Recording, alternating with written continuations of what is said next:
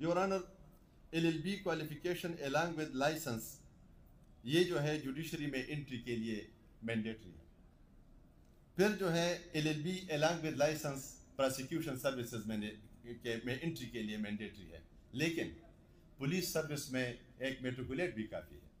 आप जब जाते हो और फर्स्ट रिपोर्ट करते हो, वो मुरासिला जो लॉन्च करता है आपकी रिपोर्ट को और फिर आगे इनकॉर्पोरेट करता है FIR में, वो एक मेट्रिकुलेट भी हो सकता है।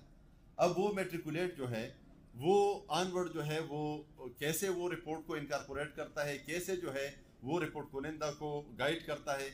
योर ऑनर, हमारी सबमिशन ये है कि क्रिमिनल जस्टिस सिस्टम में अभी जो है इक्विटल रेशो, अगर मैं गलत ना हूँ तो शायद 93% है।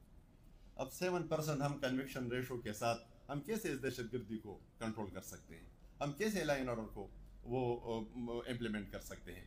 तो हम सब हाई कोर्ट बार एसोसिएशन और पेशावर बार और जो भी हमारे अभी ये जो मुतल्लिक़ अज़ला के बार एसोसिएशन के मेंबरान आए हैं, हम इस एक बात पर बिल्कुल यूनिसन हैं कि पुलिस सर्विसेज में एंट्री के लिए LLB तालीम को लाजिमी करार दिया जाए।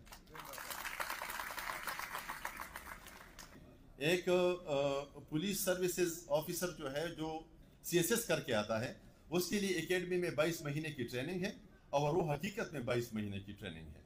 लेकिन जो नीचे से वो भर्ती होते हैं या SI लेवल भी या उससे नीचे वाले सिपाही, कांस्टेबल, हेड कांस्टेबल, उनकी ट्रेनिंग जो है वो अगर आप उसको कंप्लीट जो है उसकी एनालिसिस कर दें तो वो 35 डेज है। 35 डेज में पोलियो के लिए भी जाते हैं, इधर भी जाते हैं, उधर भी जाते हैं।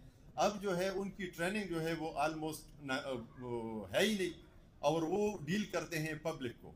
तो वो पब्लिक वाले जब आते हैं, इसीलिए तो थाने के नाम से लोग नफरत करने लगे।